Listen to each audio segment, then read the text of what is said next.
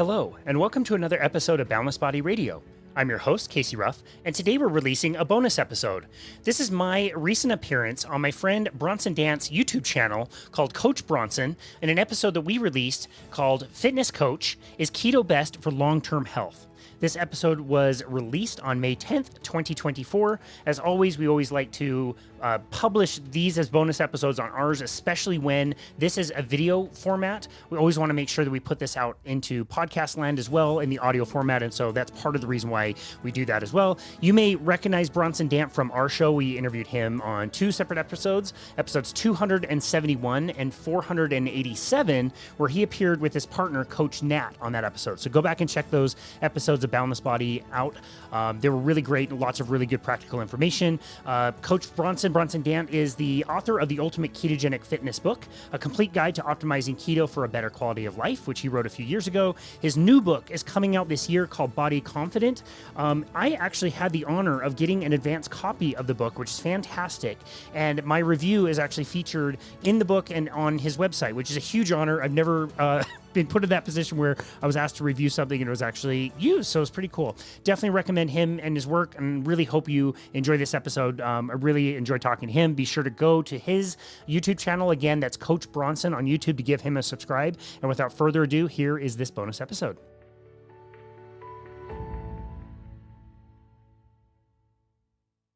When you start to feel optimal, you just don't want to not feel optimal anymore. Like, it sucks to feel like crap. That's one thing for sure. When I eat carbs, if I have French fries or ice cream, those are my two things, French fries and ice cream. There's three things that are going to happen. One, my sleep is going to suck. Number two, I get cramps. And then the other one is I'm in the bathroom like 5 times a day for 2 days. Hey there, I wanted to let you know about my latest book, Body Confident, that's coming out in September 2024. Call it a critical thinking guide to your health journey, because it is a framework, a guide, a blueprint that's going to help you understand and be able to filter all the information that's out there on the internet that you're getting from social media, YouTube. Go to bodyconfidentbook.com. Sign up for updates. The book comes out in September. All right, everybody. Thanks for coming to this episode of What I Don't Know, because I haven't given this thing a name yet. We got Casey Ruff on today. Casey's a good friend, fellow coach in the health and fitness space. He's been doing this for a long time, has some great experience. And Casey, today I just wanted to talk and just chat like coach to coach, kind of just talk about experiences, what we're doing with clients, how we do things. Because I think there's a commonality that I want people, if you're listening to this, I want you to understand the commonalities of the things that we work with people, even though we do things differently. There's some things that we do very differently. We have different backgrounds, different approaches, but there's some things that even if I may implement something differently, I'm thinking some of the same things you were thinking about the why and the how and the things like that. So tell us a little bit about yourself, Casey. Where do you come from? What do you do? How did you get started? Tell us the whole story. We got 2 hours. No, I'm kidding. Just real quick. Where are you? What do you do? And how are you helping people now? Man. Well, thank you. It's always such an honor to chat with you. I will always remember meeting you in person at Keto Salt Lake in 2022. It's been really fun to host you a few times on our show. And I'll never forget the question I asked you, whether like the fitness aspect of overall health mattered more than the nutrition aspect. And you said they are both the same. That stands out to me as one of the moments that I really treasure in doing podcasting. So I really appreciate you, and it's an honor to be here. My name's Casey Ruff. I have been a personal trainer for 17 years now. It was March of 2007 that I became certified as a personal trainer. I was studying architecture in college and joined a gym and was watching the personal trainers and thought it looked like really fun. And so I just kind of switched and got a certification for a job I thought I might have for a year or two or whatever. And now it's become my career. I worked for that gym for several years. I managed a metabolic testing program. And so we were measuring basically like respirations and understanding how people were burning their calories, how people could burn more fat and burn less carbohydrates as they were doing things and all the implications that came about. But the gym shut down, obviously, in 2020 as the COVID pandemic took hold, and they invited us back to work. But it was, as you know, as a personal trainer, like it's a 100% commission job, and we didn't have any clients. And so we just decided to open up our own business. My wife does the same thing and worked for the same company at the time. Weren't really great at diversifying. Right? Why not make it for yourself at first, right? Exactly. Yeah. As you and Natalie know, like doing the same thing, like if something happened to the fitness industry, like it wouldn't be great when you guys are doing the same thing.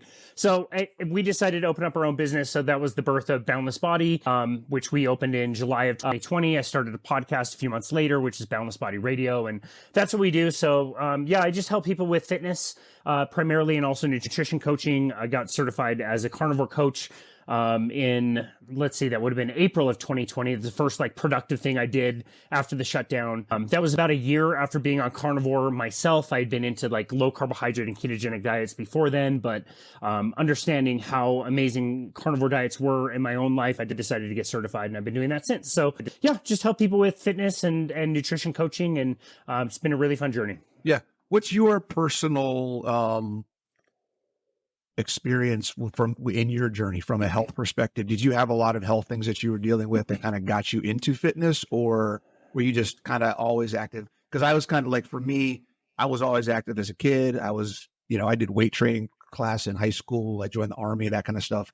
It wasn't until I got out of having that physical requirement in my life, had kids, started a desk job, and then everything just went crap downhill, put on 70, 80 pounds, so I started fairly active, and I thought I was in good shape. And that is what set me up kind of for the okie doke when I got older, right? I still had this image of, I'm the skinny, athletic, whatever. And then I really wasn't. I had to realize, hey, something's got to change. Did you have something similar, or were you unhealthy, overweight kid? What was your story there? I mean, don't you think that a lot of people in the fitness industry have that kind of a story where like we had to like recover our health to some extent? I wasn't diagnosed with anything. I was definitely the chubby kid. I was very active. I started lifting weights at age 15 after I got into a fight in middle school that I didn't want to get into, and had a nice black eye from that. You think you're following the right advice, and I was into cycling. I played ice hockey. I've been in love with ice hockey since I was like a 3-year-old. So you do things, but I knew growing up that like my mom had to buy like the husky clothes, and I didn't even know what that meant, but I knew it wasn't great. And so, just kind of trying to sort out my own health. I was a cyclist, and competed at a fairly decent level, at least like locally. And so like, I'm very used to the standard health advice. And what I was coaching people on is like, for endurance sports in particular, you need lots of carbohydrates, and you eat the oatmeal and the bananas, and you stop at the gas stations to buy the, the cookies and things that you need to help keep you fueled up as you're riding a bike for several hours. And, just over time, learning that there was another way of doing things, and that people were getting really good results, especially in endurance sports, like feeding their athletes like fat, which was unheard of at the time. And they were understanding that they could run their bodies on fat as a primary fuel source versus burning carbohydrates. Everything that I had been taught as an athlete, that you needed carbohydrates to be able to do any kind of athletic sports, especially in endurance. And just understanding that over time really changed my life, and things like my body composition improved, and I started to feel better and could do longer rides, and felt better doing that, and didn't need to eat as frequently as I started to switch over from eating lots of carbohydrates to eating more proteins and fats. But it really was a switch in 2019 to like, I'm gonna try a carnivore diet. I'm just gonna do this for 30 days and see how this works. See if I'll never like poop again, or see if I will die of a heart attack in a few days. That was the game changer, as far as like, a week or two into a carnivore diet, where the anxiety that I didn't think I had just dropped out, and I got to experience what it was like to just feel this like kind of like inner peace that was really life-changing for me. And I have not been willing to give up a carnivore diet since then. It's come on 5 years, and I'm just as happy now being 40 years old and feel better than I did as a 30-year-old. And my anxiety is just gone, and I just have loved every second of it. So that was, I guess, kind of my own personal health story. Again, it definitely wasn't anything severe like people that you and I interview, like Serena Music is a great example. You just hosted her on your show, and like she had parosmia and all these crazy issues, and she went to a carnivore diet because there was like nothing else for her to eat. It wasn't as severe as that, but definitely noticing that my life is just so much better when I focus on a carnivore diet. That just was really life-changing for myself. How do you stay consistent with your lifestyle?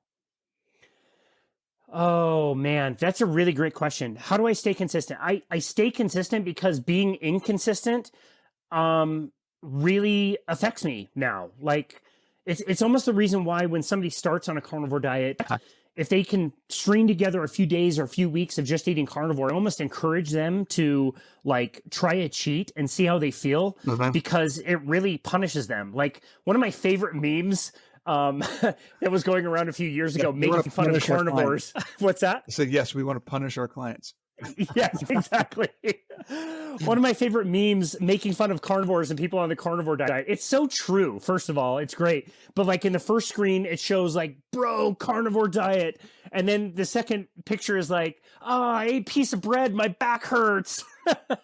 Which it's funny, but it's also like very true. Like if you start eating the right foods, when you drift off of that, you really don't feel good, and you start to pay the price. And like, the Thanksgiving where I have potatoes and my tooth hurts for a day and a half, or the last time I had a pie a few years ago, I wanted to have a few bites of a pie. I ate the whole thing, and my anxiety for like 36 hours was terrible. Yeah. It was off the charts, and I slept like, and it's like, is it that like we're kind of made it plastic now, and we can't endure like having little bites of things? Like maybe, but also like when you start to feel optimal, you just don't want to not feel optimal anymore. Like it sucks to feel like crap. Yeah, like for me, you said the sleep, that's one thing for sure. When I eat carbs, if I have French fries or ice cream, those are my two things, French fries and ice cream, that every once in a while I'll indulge in.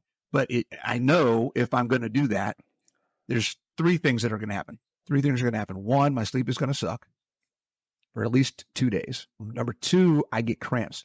When I eat ice cream or have French fries, my toes, dude, they're like they literally, even I can preload electrolytes all day. I can overhydrate. I can do whatever. The minute I have those, my toes just lock out. I actually had some ice cream or French fries a couple weeks ago. I was walking around for half an hour because I had to keep my feet moving. Otherwise they would just lock up. My toes just lock up. It was, I'm like, wow. This is why I don't do this. This is ridiculous. And then the other one is I'm in the bathroom like 5 times a day for 2 days. But what you're talking about is often, people tell me all the time, like, well, it's not good to have a reaction to foods that you should be able to eat. It's like, okay, well, wait a second. Let's dig into that for a second.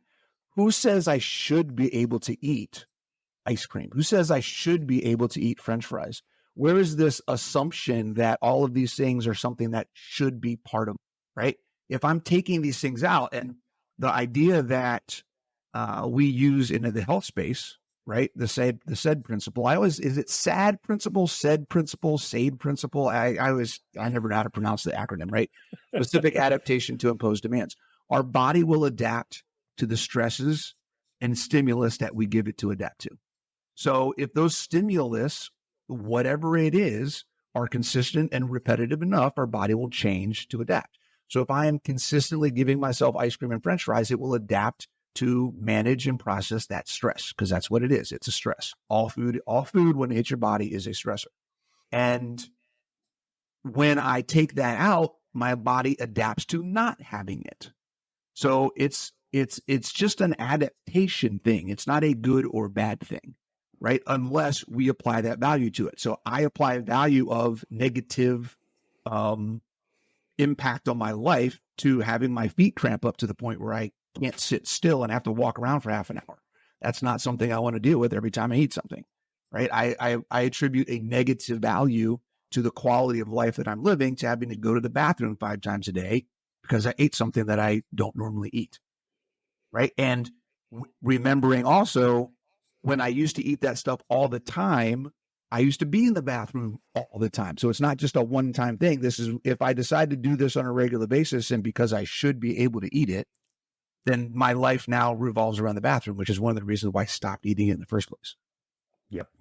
Bronson, that is so well explained. I really appreciate that explanation. And I think it's something that I question all the time. Like, are we becoming too fragile because we're not eating certain foods? I don't think that's the case. And again, your explanation, I think, is perfect. We adapt to those types of things. Like the gym that I go to and train at, people that like now know me and understand me know that like at 8 a.m. when I'm training my client, we're always talking about like the steak we had the night before. And so they called it like steak talk. Yeah, It's steak talk at 8 in the morning. And just a comment I got the other day is like, oh, wow, you ate an entire ribeye and 10 eggs last night. Like, did you spend your entire day in the bathroom? And I thought it was funny because like I used to keep books and magazines in my bathroom, and like there was a reason for that. I would like hang out in the bathroom for a while, and so I could like read something. And now like, not only do I not go very many times, but like the time I spend in there is like 3 seconds. I don't like have time to read while I'm in there.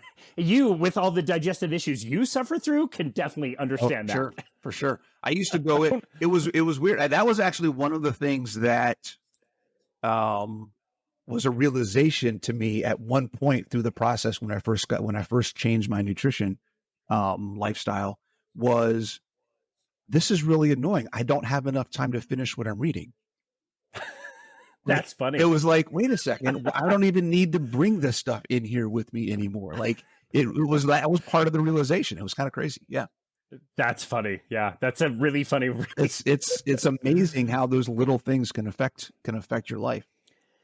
Yeah, it really is. It really is. And like, as you know, like now doing carnivore for so long and talking to so many carnivores, you start to expect certain things. Like there's expected results on these things. And like when somebody lists like 20 or 30 things that improved when they went to carnivore, like not only their digestion, but their skin is better and they never get sunburns, and like their recovery from injury is so much better. Like there's so many different things that people name that are now like expected results, that when somebody tells me like, yeah, I never get athlete's foot anymore, or like I never get the sunburns, like you start to expect that, and you realize like how big of an impact nutrition really has. Yeah. And yeah, you just don't miss that feeling of feeling optimal. And it starts to like really kind of incentivize you as far as your like consistency question. How do you stay consistent? Like, well, it's easy to stay consistent when, you know, I don't suffer from those things day to day. It's easy to, you know, say I will eat ice cream or French fries a little bit less. You know what I mean? Yeah. Yeah.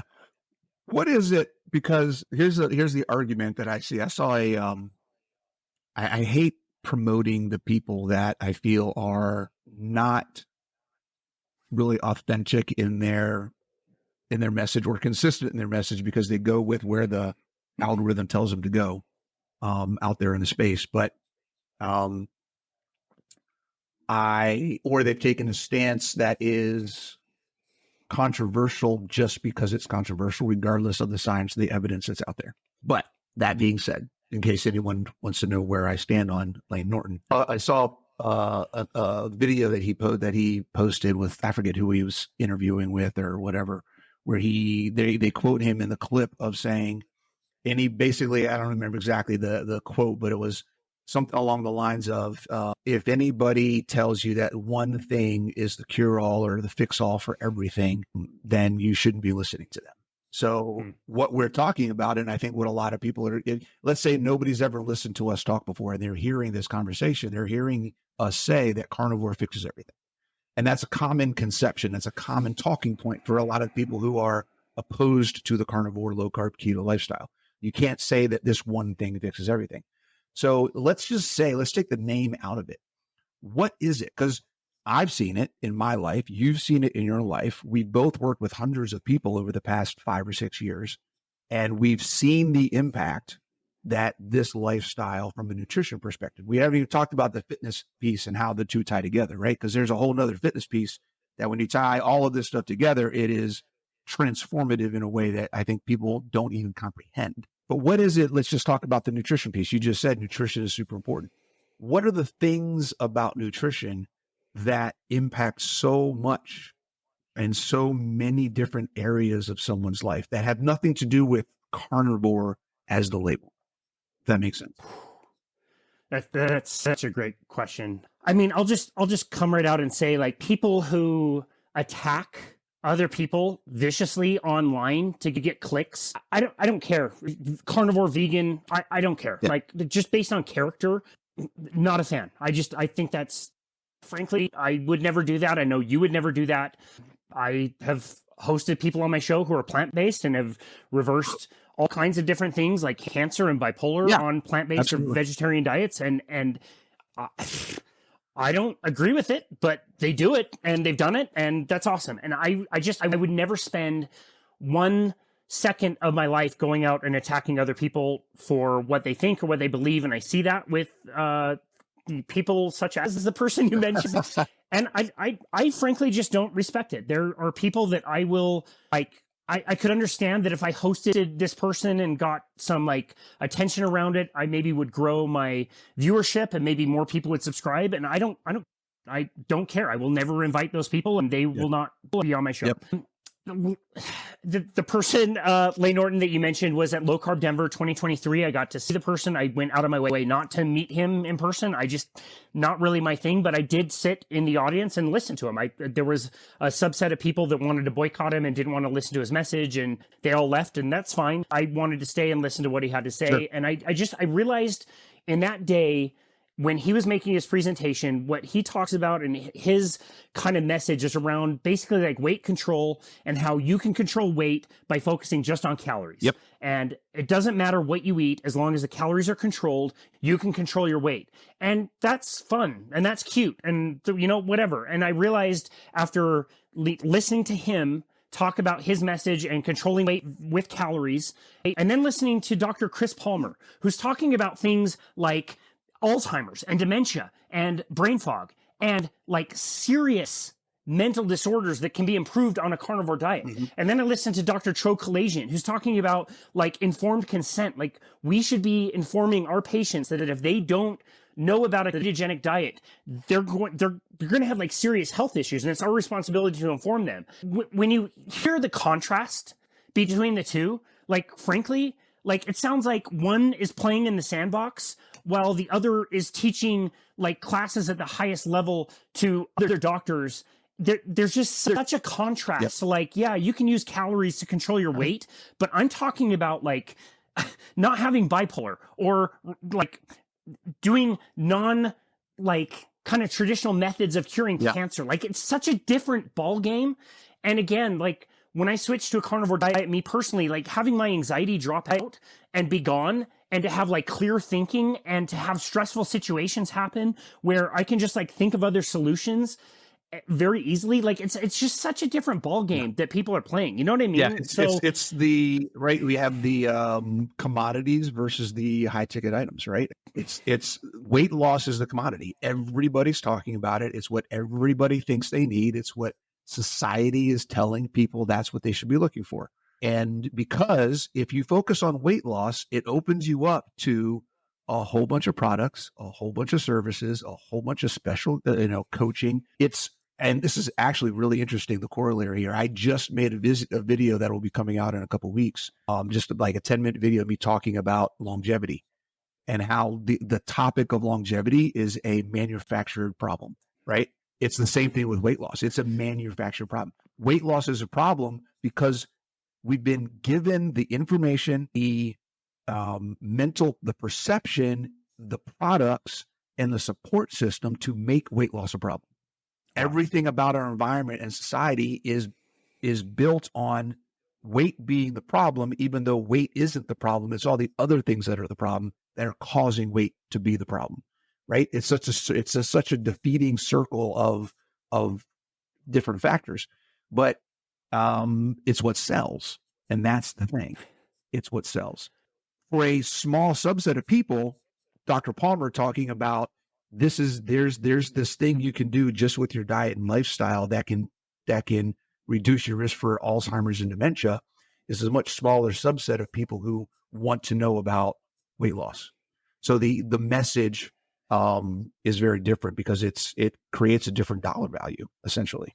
That's so well explained. You and I are in this industry and like trying to help people with weight loss and health and fitness and all these different things. And you really recognize very quickly, like the people that are trying to sell snake oil. And that's what makes your original question so difficult to answer. Like we're trying to tell people that this way of eating is going to transform so many different things. And yeah, we can't say that a carnivore diet's going to fix everything, but it sure seems like it fixes a lot of things. Yeah. Just like the way Serena answered your question about it on your show. Like, I wish people would try it. I wish people would give it a good college try for 30 days and just see. Like, so many people, like she explained, are willing to stretch out a 30-day trial to 60 days or 90 days or do what you and I did, where we started and we don't want to stop ever because it feels so good. And it does fix a lot of things. Yes. So we can't go around saying that it fixes everything, but boy, it makes a big difference. And I wish more people would try. If somebody were to ask you, why does carnivore work for so many things? You're telling me that I can do carnivore and all these things are going to change. Why? How? What's that all about? What are like top three or four things that you would say, these are the big picture, the low hanging fruit, or the most impactful pieces of why the carnivore diet works? Great question. I love that question. I would say, first of all, that a carnivore diet gives you everything that you need and nothing that you don't. Can you eat plants? Yes. Can you prepare plants in a way that they are less harmful for you? Absolutely. Is there going to be a question when you eat plants of whether that's going to affect you or not? Yes, there's always going to be a little bit of doubt.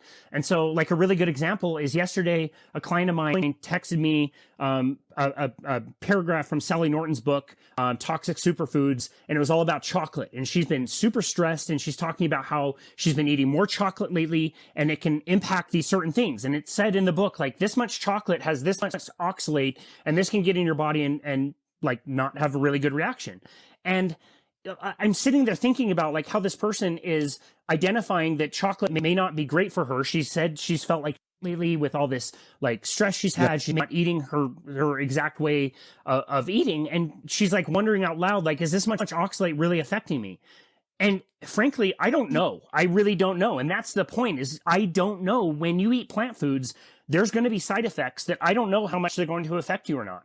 Are they going to have a big impact? Maybe. Are they not? Maybe that's true too. Maybe people can tolerate that better than other people. So first of all, I just think it removes all questions. When you eat meat, you are, first of all, you're eating the most nutrient dense food that you can possibly eat that gives you everything you need, but also it gives you nothing that you don't. I really appreciate the way the author Jane Reese Buxton talks about this in her amazing book called The Great Plant-Based Con.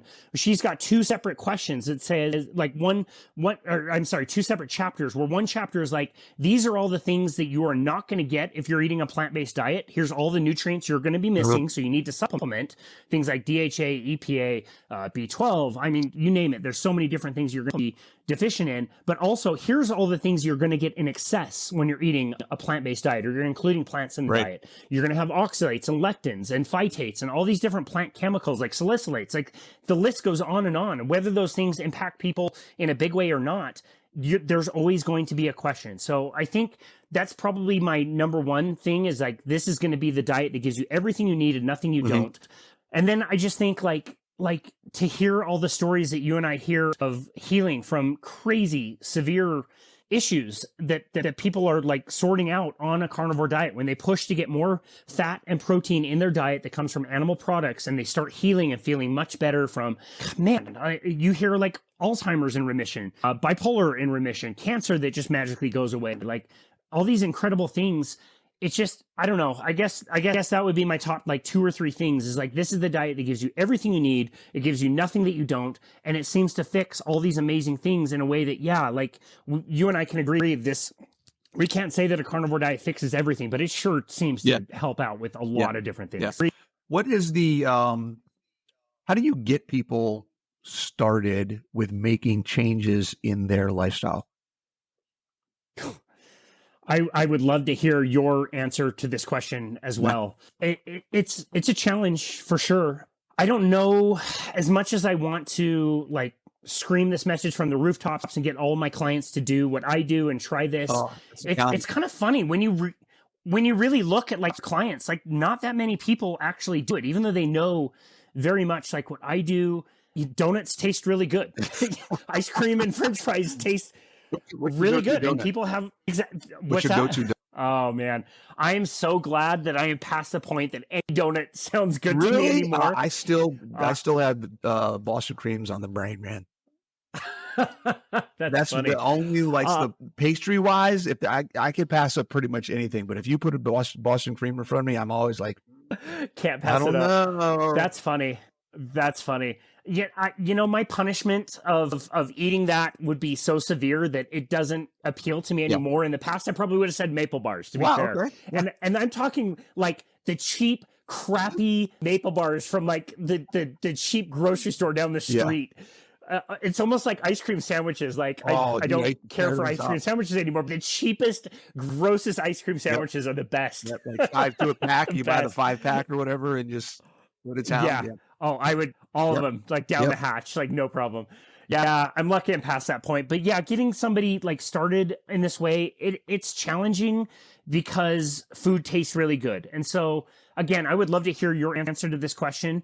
If I have a way in with somebody and they're open to changing things, I really just start with like, let's just at least increase the amount of animal fats and proteins. Like have a steak, have ground beef, whatever animal food sounds really good that has a decent amount of fat and protein, and really attack that food until you have an aversion to that same food. Like the other day I cooked a big old ribeye. It was delicious. And I got to the point where there were like literally like 3 bites left. I'm down to my last few bites. I couldn't finish it. It sucks to like have to get out like a container to like save it for the next day. But like I literally couldn't put it in my mouth anymore because I'd eaten to like full satiety, and those hormones that tell you that you're full, man, they're so strong. And so that would be my way in with people. And as much as I want to, again, like scream it from the rooftops, and I want to be, willing to say like all my clients are doing carnivore and they're thriving and it's amazing. Like that's just not the reality, unfortunately. And so if I can get somebody to eat more animal fat and protein, I think that's great. Other than that, I think the only thing that we can do in this community is be an example. Like just like to be, over 50 as you are and reverse aging, to have turned 40 a few months ago and feel like I can still, skate at the highest level with my buddies on the ice when I play hockey, or just tell my clients that I never get sick, or I just recently did a calcium artery score that came back as a 0 after 5 years of eating nothing but cholesterol and saturated fat. I think the only thing that we can do is just be that. I know. It's a mind blower. Even I was like nervous getting it done. Like I think it's going to be good, but I wonder. And yeah, I think that's the best thing that we can do is just try to be an example. When people are ready, hopefully they can come around. And when they're ready to, if they can, at the very least, just focus on animal fats and proteins in their diet, I think that will help weed out other things that people realize are not great for them. Yeah, I think for me, it's making the assumption that we've already covered the motivation, the why, understanding what it is they're doing and why they want to do it. And they're ready to actually start making some changes. I think it's different for everybody. I like to take a holistic approach because I'm not looking at weight loss. I'm not looking at just getting stronger. I'm not looking at any one aspect of a person's life. When people work with me in any of my programs, the idea is we're trying to improve the whole of your life, the whole of your experience. So the first change that you may need to make, the first thing we may need to work on is, I'm not going to touch what you eat. I'm not going to touch your fitness. I'm not going to touch anything. You need more sleep. That could be the first thing that a person does working with me. The first thing could be, we're not going to change anything. All I want you to do is write down what you eat every day. And then we'll talk about it after 2 weeks. Right. So what each person needs, for me, I think really starts with just all the questions. Give me everything you possibly can about your life. And then it's the minimum effect. I heard that term a couple of years ago, and it's the perfect way to describe how you make progress. You just make, what is the minimum thing that we can do to move you forward? Let's figure that out. It's going to cause the least disruption to you and your family. That's a big one. I work with mostly women in their 40s who have kids that are, teenagers or young adults who they're living with, supporting, or whatever it may be, who have, families, and they're often the ones running the show. So if they change their schedule, the entire household, if they change anything in their lifestyle, the entire household is affected by it. So we have to find things that are attainable, sustainable, and it cause minimal ripples in the rest of their lives. So I think it's really just about what is the one thing that can make the biggest bang for the buck with the smallest amount of disruption to everything else. Because if it disrupts everything, it's not sustainable. That's kind of how I look at it.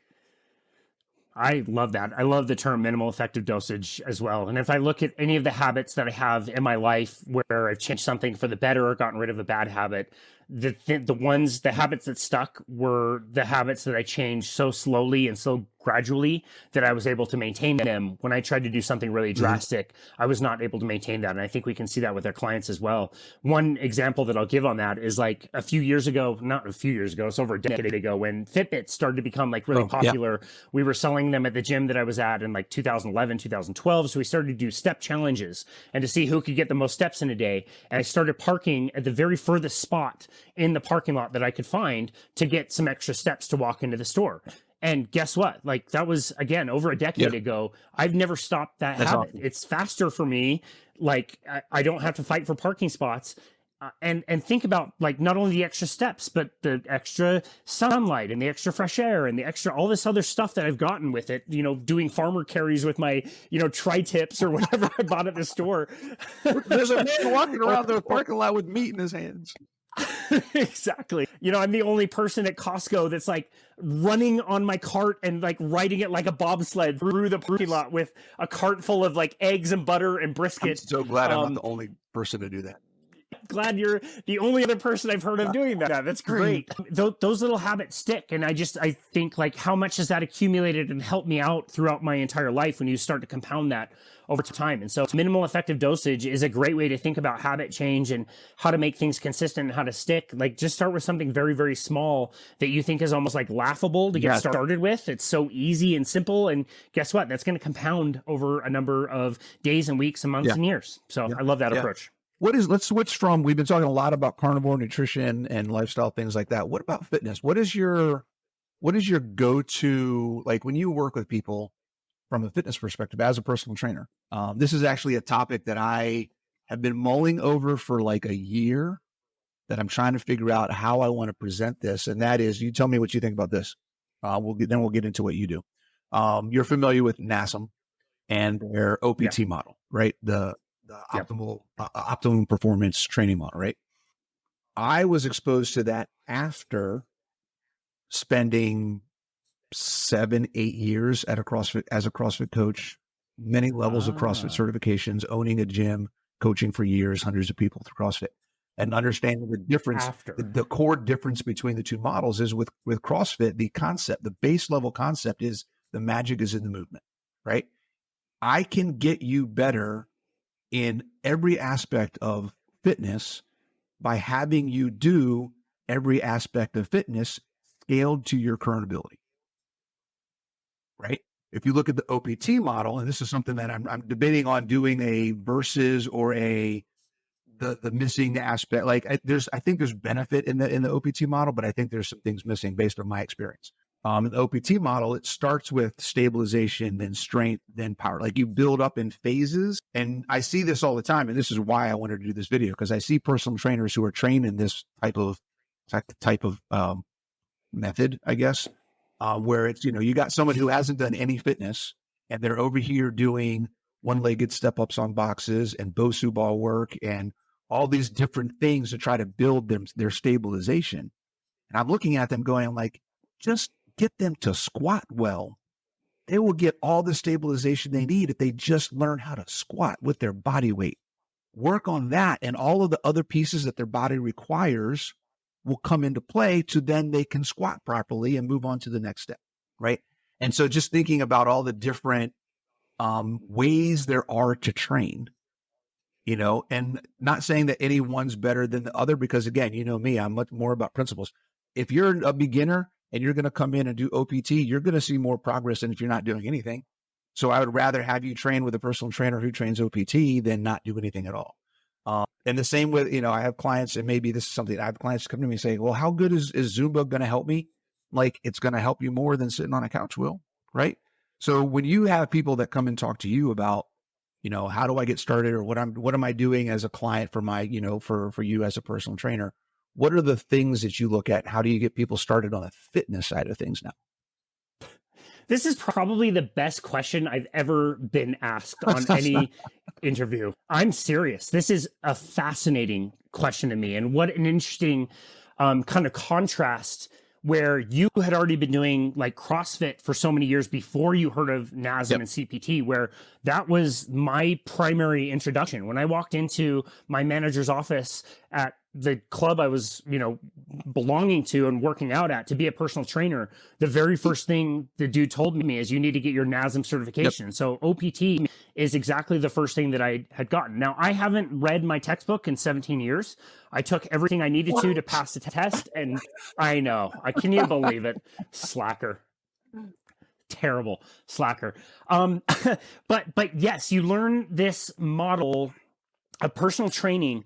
And it was so awesome. The day that I passed my certification from NASM, I knew everything that I needed to know about personal training. That was the day that I knew the very most about personal training. I knew exactly how somebody needed to do those step ups, how somebody needed to squat, how somebody needed to deadlift.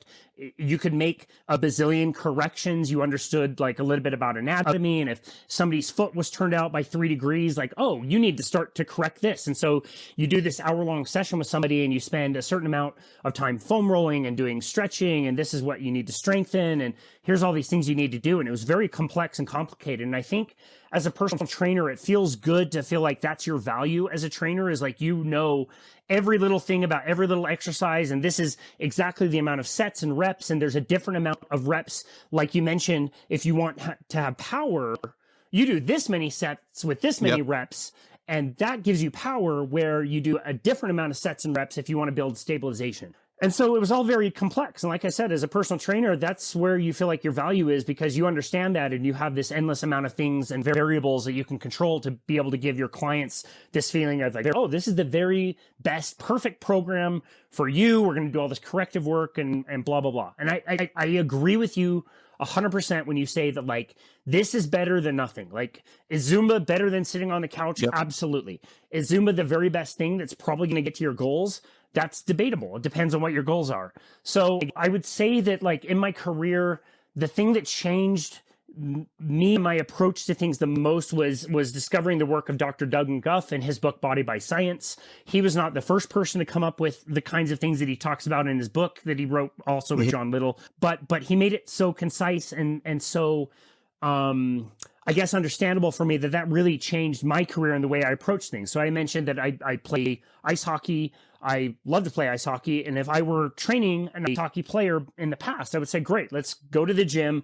Let's do things that look like ice hockey in the gym. Let's maybe jump back and forth like you're striding in hockey. And maybe let's like swing this band that looks like a hockey stick that's, has some resistance on one end, whether you're trying to do like a slap shot or whether you're trying to slash somebody in the neck, like that will help you with those things.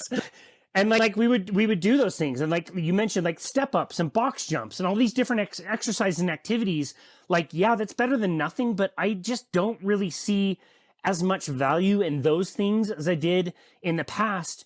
And you mentioned things like squatting, like, yes, like that's kind of like where you can get that minimum effective dosage and the best bang for the buck. Let's get a good squat in. If you can't squat, let's leg press. Let's do some chest presses and let's do some seated rows and pull downs and shoulder presses and like these main core movements that strengthen you and get you really strong. And let's find a way to train that will not get you injured, that will keep you moving and keep you strong. And yes, I agree 100% that like, if you can do those things and be strong, that gives you the stabilization, that gives you the core strength, it gives you all these other things.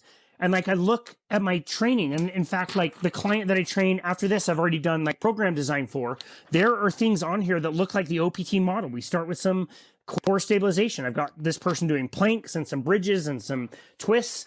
I don't know that that's the best thing. It just helps give me some like structure in the way that I design my workouts to this day. But no, I don't think that that's the very best thing to do with everybody all the time. I think the best thing you could do for fitness is make yourself very strong in a way that is really, really safe. the way that we look at machines, for example. Like, I used to think that machines were stupid and you had to do things with like TRX bands and resistance bands. And I find value in all of those things. But I also think that machines are an awesome way to make yourself very strong. And if you can be very strong, your metabolic rate's going to improve, your stabilization is going to improve. Like, everything is going to improve globally from doing that. And so that's the way I've kind of changed my thinking around that. What about you? How would you answer that question? I think that was one of the best questions I've ever been asked. I think I'm looking up a quote right now, actually. This is one of the things. So Greg Glassman, the founder of CrossFit, he's got so many good quotes and different things that he's said over the years. The first one was, when the magic is in the movement. And that was basically saying, like, if you want to get better at movement, then move. That's it's as simple as that. Then he also said this one thing that has been a real driving factor in my philosophy when it comes to fitness. He said, the needs of the elderly and professional athletes differ by degree, not kind. Where one needs functional competency to maintain independence, the other needs functional mastery to maintain dominance. So we all have, we're human beings. We all have the same physical requirements to move our bodies. Me, as a 51-year-old who just wants to be functional as I get older, I don't need to spend all that time learning specific movements on how to do a slap shot, right? I just need to learn how to be able to get up and down off the toilet when I go take a crap when I'm 80 years old, right? I need to know how to pull this bag or pull this thing out of my cupboard. I need to do these things. These are basic movements that everybody needs. On the flip side of that, this is one of the things that really, when I owned my gym, used to drive me crazy. And, you know, whenever I'm in gyms and I see personal trainers, particularly dealing with youth athletes, I see so many trainers and so many athletes and coaches and programs who spend so much, too much harmful time, wasted time in sport-specific training for 15-year-olds who can't squat properly, to try to get them to be better football players, better soccer players, better basketball players, better baseball players before they become good athletes, right? You have to be able to control your body under stress first before you learn how to accurately control movement under stress. You got to get the general stuff done. And it goes the same for for us as adults. What I'm hearing is the same progression. I think I love talking to coaches who have many years of experience, because we all go through the same process. We start with, this is the thing. And then we start realizing, well, that thing is there, but there's also this thing. Oh, wait, then there's also this thing. And then there's also this thing. And wait, maybe I can put all these things together and tailor a program to my clients, because everybody's different. But we go through this thing where as adults, we tend to focus on, this is the thing that I'm going to do, without realizing, well, is that thing what I need right now? And often we need to step back and try to figure out, what is the foundational, what is that basic thing that I need to get done before I start doing this, right? Do I need to be doing cold baths, cold plunges, if I'm still eating ice cream every night? What's the benefit? It's a waste of time. Like, what am I doing at that point? So a lot of the things, I think, that when it comes to fitness, just asking yourself, what am I trying to get out of doing this? And is this the thing for me for that goal? So yeah, I agree with you from a base level. Strength is number one. I think the ability to move your body is the two of those in combination. Probably set the foundation for everything else. I love it. That's so well said. I absolutely love it. If you look through all my programs with my people, like, there's the couple I train, they're in their 60s. There's the woman I train virtually, she's in her 70s. There's the 15-year-old who's doing motocross. There is the 40-year-old who's overweight and wants to lose weight. Like, those are different programs. Like, there are differences, and I don't train those people the same. That said, I train all of those people in an extremely similar way. We might do different things. There might be differences, but at the end of the day, it's kind of going to be about the same. I don't train a 90-year-old very different than I train a 14-year-old. I just don't. Like, there are core movements and principles that will follow, and we can work with what you enjoy, what you have available, what you can do, what looks like kind of the things that you do in real life. Like, we can incorporate all those things and make them different. And I want them to be engaged. I want people to enjoy what they do and enjoy their programming. And some people, I can do the exact same workout 7 days in a row and they love it and they'll just do the same workout. And other people, if I do the same workout twice, they will fire me. So we work within those parameters. It's totally crazy. And wherever you are on that spectrum, as a coach, you and I will work with those people and we'll make this for you. That said, we're going to stick with the same principles, and I would stick to the exact same principles that you outlined. We want to move, we want to be strong. That is not like vastly different between multiple people. Absolutely.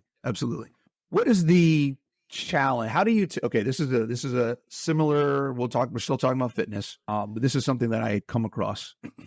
Two aspects of this. One, the phrase that you may have heard, or whether it's been said, just evidenced in what someone's doing, the idea that you have to get in shape to get a trainer, or get in shape to start working out, to go to the gym. Like, I'm not in shape enough to go to the gym, or just the fear in general of going to a gym. Yeah, great question. That reminds me of the Jim Gaffigan bit that he did where he said he goes to the gym and like sees fit people at the gym and he's like, why are fit people at the gym? You guys are done. You can go home. Like, what are you doing here?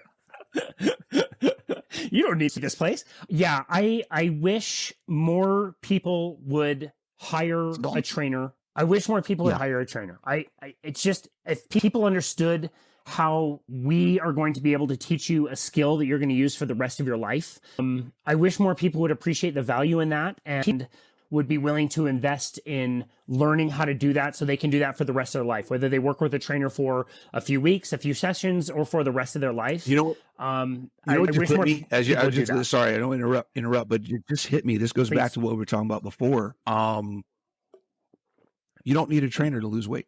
Most people look at trainers as paying someone to keep them on track so they can lose weight without quitting. That is not what a coach or trainer or personal trainer is. It's not what it's about. And that goes into that distorted view of what we're actually trying to do. It's hard for us to sell ourselves as trainers to say, look, I'm going to help you learn how to live your life better. I'm going to help you develop habits in how you move, how you eat, how you think to live your life better. That you can't sell that. And at the same time, you're trying to sell weight loss or fat loss. And people think, well, I don't need a coach to do that. I don't need a trainer to do that, right? I need someone who's going to help me work hard, yell at me, keep me on track, make sure I show up, all those things. So because it's all about willpower, because it's just about cutting things out of your life. It's not about adding anything to your life at that point. That's a whole nother, we could get on that one. So sorry, that just hit me. Like, that's part of the issue. Yeah. I love that. A lot of people have that kind of stigma or think, a personal trainer is a certain thing or whatever. And I'll give you a good example. Somebody hired me this summer to do some strength training with her. She's in her 20s. And we were just kind of like working out at a park close to where we both live. And I would bring equipment for her and we would just like pull on bands and do some, work with whatever we had. Well, here in Salt Lake City, it started to snow and get really cold. So we needed an indoor facility to work out. And generally speaking, the kind of gym space that we built in our basement is where my wife is. And it's not really a great place for both of us to be at the same time. And she lives in an apartment, so it wasn't really great to work out for her. So we found a facility that I can train people at that is amazing. I love it. It's an awesome place with the best machines. Like, seriously, they've got like 40 and 50-year-old Nautilus pull down machines that you can't find. Some of the machines they have are like the only ones in the state. It's fantastic. But it's also where a lot of like bodybuilders go. It's very intimidating. All these machines, like, I'm intimidated by a lot of them. I don't know how some of them even work. Like, it's a lot. And so we started to train there, and this is like not this person's like exact best place to be. Yeah. It's very intimidating for her, but she also works out at another gym with her boyfriend who likes this other gym. And to hear her a few months ago tell me like, yeah, I'm going to this other gym and I'm way less intimidated now because I know what machines I can go to, and I can go to the leg press. And I don't feel like I'm out of place. I know what to do. I know where the chest press is and the rows. And since we've done this program design, I know what exercises to do and how to stay balanced. And that to me made me more proud than anything else. So this person is like now not feeling intimidated. And I'll just say too, like, man, like if most of my clients knew the program that we were doing, like, they don't really need me anymore. I would say probably 100% of my clients don't really need me to know what exercises to do. They can do them on their own. They could probably be motivated enough to do them on their own, and they don't need me there. But like, part of the value of training people is it's within a very short amount of time. My clients are my family. They are like my people. I know more about them than a lot of other people very close to them in their lives. We talk about things and workshop not only like health and fitness and nutrition, and I count reps, and we're pushing strength, and we're doing these things to like make you strong, but also like, I'm not a therapist, but like, I'm talking to these people in a very deep way, and like, we laugh together and we cry together, and like, they become family. And I would be willing to submit that, like, these people know what to do. They don't need me anymore, but they kind of continue doing and paying for services because we, as trainers, if you're a good trainer, like, you're talking to people, you're understanding people, you're workshopping things, it's a lot of emotional support that you're helping people with. And so I think that's a huge value also that a lot of people don't understand and don't realize until they start working with a trainer, is like, there's a lot of value to having somebody, be like a caddy for a golfer, where we're setting up exercises for you. You don't need to think about your program. That said, you can also ask us anytime, and we should be able to tell you exactly what we're doing, why we're doing it at any given time. I know you and I have talked about that in the past, but it's more, it comes to be more than that, where like, we create like really deep emotional bonds with people. And that's why I would say most people continue with us over time. Absolutely. And that's honestly, to me, the why I coach. Seeing the success of people, it's completely selfish. It's a completely selfish. There's a series of books, which if you haven't read, I don't even remember what the full title is. It's like they're philosophical. It's like the philosophical analysis of superheroes. It's like the philosophy of Superman, the philosophy of Batman, the philosophy of Wonder Woman. Like, it takes some of these superheroes and it breaks down what's going on in the back end of the stories of these comic book heroes that you don't even consider, right? And one of my favorite ones was Superman. It was the philosophy of Superman. And the guy breaks down. He's like, look, Superman is an alien. Superman's overriding virtue or compass, the moral decisions that he makes in life, have everything to do with about being accepted on Earth. Everything he does is about helping people so that they can feel good about him and allow him to be on this planet. Right. That's like, there's this whole, there's a whole book about just digging into the mindset and philosophy of Superman. And I think about that a lot as a coach. Like, this is complete, and the idea of that was everything he's doing is selfish because it's all about him. He wants to be accepted. He wants this. It's all about how he feels about his place on this earth. And me as a coach, I'm a coach because I'm selfish. I'm a coach because I feel good about being part of someone else's success. That makes me feel good. That makes me feel like I had something to do with that. I didn't do the work. I helped them figure things out for themselves. I helped them, but being part of that, I can't tell you how much every day, anytime I'm having a struggle, because you know how it is. Sometimes you don't feel great as a coach. Sometimes, someone quit that you didn't want to quit, or you're trying to figure this out for this person, or you're trying to put a program together and you just can't figure out how to make these things work the way you want to work, or just business isn't going well, or whatever it may be. But you get that one note or that one text message about, hey, I did this, or hey, I did that, and everything, it's all sun and rainbows from there. You know what I mean? Yeah. I know how I would answer this question, and I expect an answer from you in this question. Magic wand, I give you $1 billion. You don't need to work another day in your life. Is your Monday morning any different than it is now? No. I mean, from a practical perspective, from the coaching side, no. I'm still working a full-time job. So my Monday would actually change, because then I'd be able to actually spend all the time doing what I want to do. Right. As from that perspective, yes. But from the perspective of what I do when I'm not on my job, no.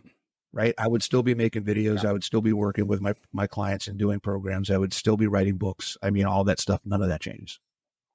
Yep. I agree 1,000%. it's so amazing and empowering to really feel like you are helping that person. Yes, we want, man, do we want like the best results for our clients, and we talk about you and we worry about you and we think about All you the time. nonstop. And like, man, if we could just like get your eating just a little better, or just this one step, let's just take this one step together. Like, we want this so bad for you, and we can't live your life, we can't run your miles. We want it for you, and we're there for you, and we will celebrate every little victory that we can get. But like, man, it at the end of the day, yeah, it is a selfish thing that we are doing by coaching people, because man, like if my clients stopped paying me, I probably wouldn't care. Don't tell my clients that, but if they did, it would probably be true. It's so joyous to do what we do as coaches and try to help people, and for the people that it clicks for, and the joy that we see in their life and the way it changes the loved ones around them. It's just, God, it's amazing. I love it. I love Awesome, man. Well, I appreciate your time today, and we'll definitely have to do this again. I think as I change up the format a little bit this year, like I didn't do any interviews at all last year, so we're adding some things in this year. We've got the book coming out, doing a bunch of different things. We'll have to get you on again sooner rather than later. Where can people find you and learn more about you, what you're doing, and listen to the podcast? Yeah, thanks, man. I love chatting with you, whether we push record or not. I just love the time I get to spend with you, and hope to run into you at some conferences this year. And you got so cool to see the. That sounds so fun. Sounds great, man. So yeah, the best place to find us is just our website, which is myboundlessbody.com. The first thing that people see is a book now button. So anybody can schedule a free 30-minute consultation with us just to chat about whatever. I say this on every episode of my podcast, but even if it is just to like say hi, I don't know, just introduce yourselves and, just chat and let me get to know you. It's we love connecting with people. So that's the best place to find us, which is myboundlessbody.com. And then the podcast is Boundless Body Radio. You can find that on any place where you get your podcasts. We do releases every Monday, Wednesday, and Friday, and sometimes on the weekend as well. We've had amazing guests like you on the show. I'd recommend definitely the episodes that you've been on our show. We've hosted you twice, which has been awesome. So yeah, that's just my Boundless Body Radio for our podcast, and the website where you can find all of that stuff, all our social media, and the podcast as well would be myboundlessbody.com. Thanks, man. Appreciate it. We'll see you again next time. See you next time.